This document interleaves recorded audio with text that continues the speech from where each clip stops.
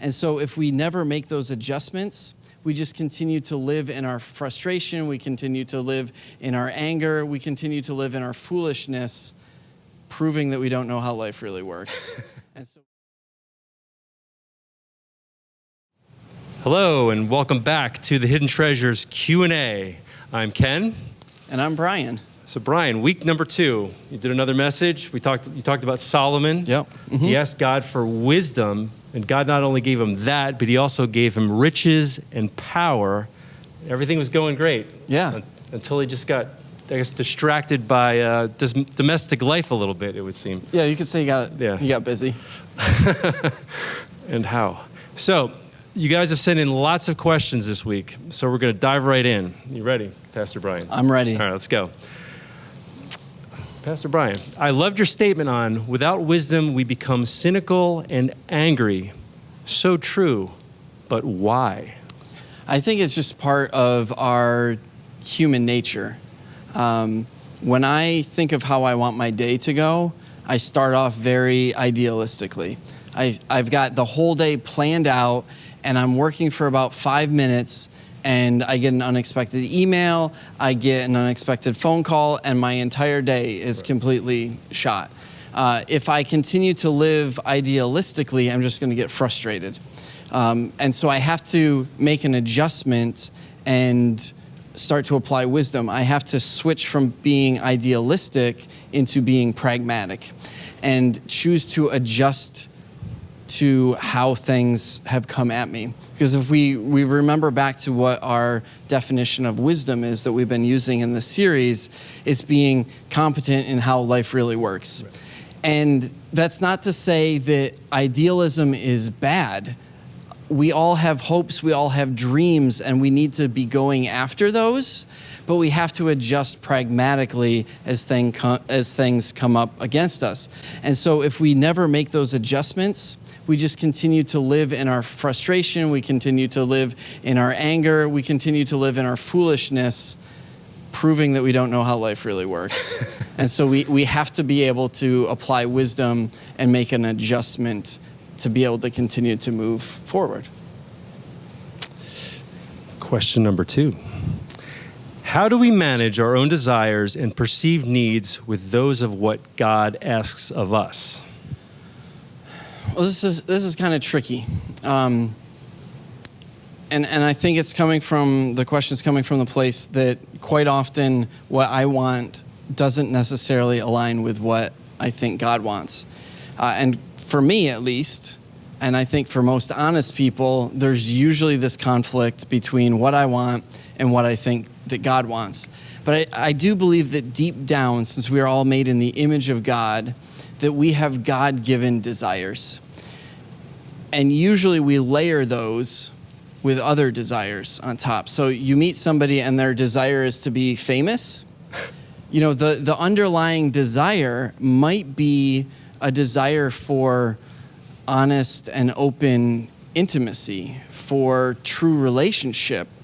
But because we don't always adjust well to how life really works, like we start to put these other things on top of that honest, pure desire, and we start to layer that. So sometimes when we're in this conflict of why isn't God on board with what I want to do, we have to kind of back up and start to unlayer our desires and really try and dig down to understand what is at the bottom of that higher up desire. Okay, good stuff. Question number 3. Are there any chapters or verses this week that would be the focus of the message or to study more? Well, so we looked at Proverbs 11, 24, and 25 on Sunday, talking about generosity. And so if you're wanting to stick with what this week's message was, spend a little time meditating on that, dig into the book of Proverbs, see if there's any other verses that make sense along with that. If you want a little preview for what's coming, you could spend some time reading Proverbs 31 and see where we're going to be going. Coming up quickly. Number 4. How do you differentiate between wisdom and someone just giving advice? We love advice, don't we? We do. Yeah, we do. Both Ken and I love to give advice. Unwarranted, oftentimes. Sometimes we listen to it. I think when you're seeking wisdom, it is helpful to find somebody who does more listening to you than talking. When somebody's just giving advice, usually they kind of cut you off halfway through your sentence, and they just tell you what they would do in that situation, which is almost always wrong because we never actually know what we would do in a situation until we're in that situation. And so like when we're watching TV, a reality show, and like, oh, I would never do that. This is what I would do. Like it's easy to just give advice and say, this is what I would do, this is what you should do, without ever being in the situation. So when I'm trying to figure out if somebody's just giving me advice or wisdom, usually I go to wisdom from people that I already know have wisdom. Yeah. And then it's like, are they asking me questions? Are they trying to figure out more where I'm coming from? Because advice is just kind of general, where wisdom is specific. And so you want to find somebody to give you wisdom that's willing to have a conversation about what you're going through and to really dig in. And they should be asking you more questions than you're asking them. That's where wisdom is really, really dug up. And if it's somebody that's been in your situation, that's helpful too. Because if whether they've learned from their mistake or they made a wise decision and can pass that on in either way, like that's wisdom, the actual practicals of life. Okay. Question number 5. When I think about someone being wise, I picture an old man with a long white beard reciting parables. Can I have wisdom as a young adult, or is that just something that comes with time? So I have the image of, I guess he didn't have a beard, but I'm thinking of Yoda. Yoda? Right, who spoke in kind of riddles. And I would do the voice, but I'm not any good at it. I'll spare you that. So that's the question, right? Like, is it only for old people? And I think if you're living a life of wisdom, you're going to gain more of it as you get older. And the book of Proverbs actually kind of references silver hair as like this crown of glory, like this. You've survived. Congratulations, you survived long enough for your hair to start going gray. It's a miracle. But anybody can gain wisdom.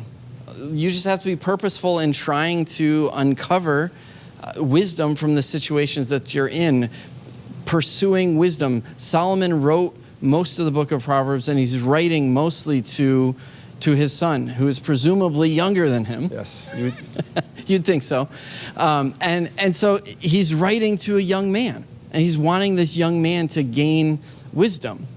But even as you see Solomon's story unfold, he gets to a point where I think, even though he's described as the wisest man who ever lived in the Bible, where he stops being wise because he stops pursuing the Lord and actually starts promoting other gods. Yeah. And so from his own words, he becomes foolish because he's the one who said that the beginning of wisdom is the fear of the Lord. And so he moves into to foolishness through his actions, right? And so it's not limited to older people, but older people have had more opportunities to become wise.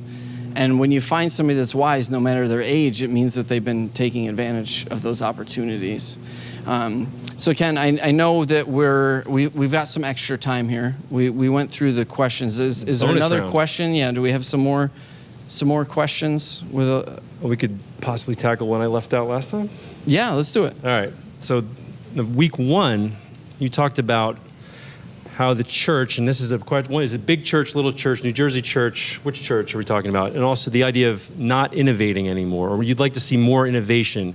Now, my mind wanders into the area of technology whenever I think of innovation, but that might not be what you're even talking about. So what were you meaning when you talked about the church innovating and what you might want to see or are seeing but think could do better, that kind of thing? Well, part of the reason why I used the word innovation in that service is because it was alliterative. So I talked about how we have to gain information, and then it's helpful to imitate somebody, and then we go from there and we innovate. really what I meant by that statement is we have to own that. We have to apply other things that we've learned to whatever we've been taught. And we begin to make little changes to that. We own it. We do things in our own way. Like every public speaker has to learn the fundamentals of public speaking, but they still have to find their own style. So you stick within the fundamentals, the basics, but then you own it. You kind of make it your own. And churches are largely populated with nostalgic people and with traditionalists, and that's okay.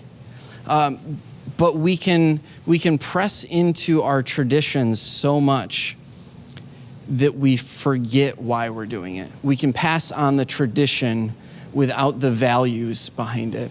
And usually it's the values that are the important thing, more so than the specific tradition. And there are certain things, like we believe in the importance of communion together. And so we don't want to neglect communion and be like, hey, instead of communion, this is what we're going to do. We don't want to innovate in that way, but maybe how we present communion can be different from time to time. Maybe there's other elements that we can add in. Maybe the way we introduce it can be a little bit different. So we're continuing to capture the importance of the moment, and yet we're still making it relevant to where we're at. Because culture changes. The gospel doesn't change, but the gospel is always relevant to the culture.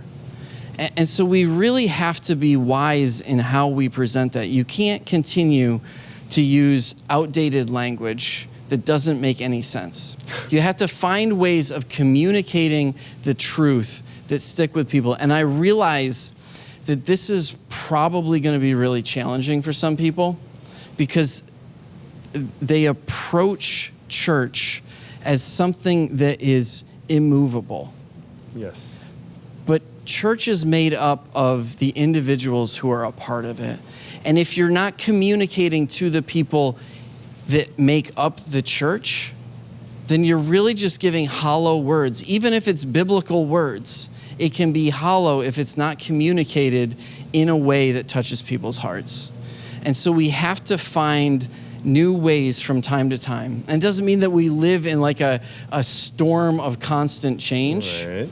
But we have to, as leaders within the church, we have to be aware of who's a part of the church and how we're communicating to them. Okay. So maybe we're not inventing a new way to power a car, Yeah. but we do need to be aware of where the people that are attending are and how we're meeting them. Okay.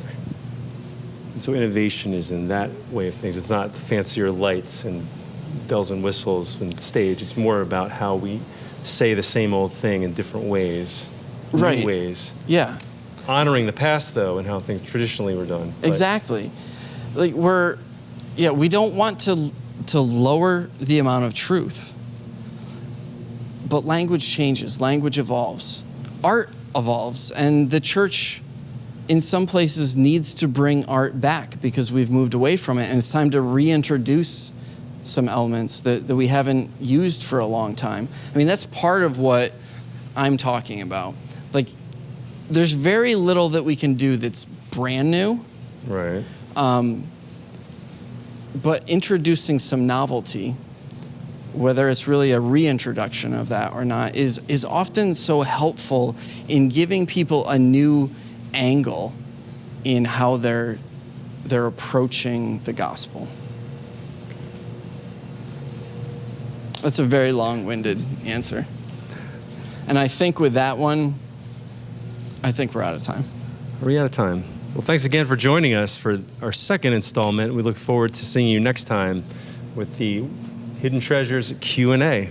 That's right. Keep the questions coming. Keep the feedback coming. We appreciate all the support that we got this week, and we look forward to being with you on Sunday and again next Wednesday for the third episode of Hidden Treasures Q&A. You got it. See ya.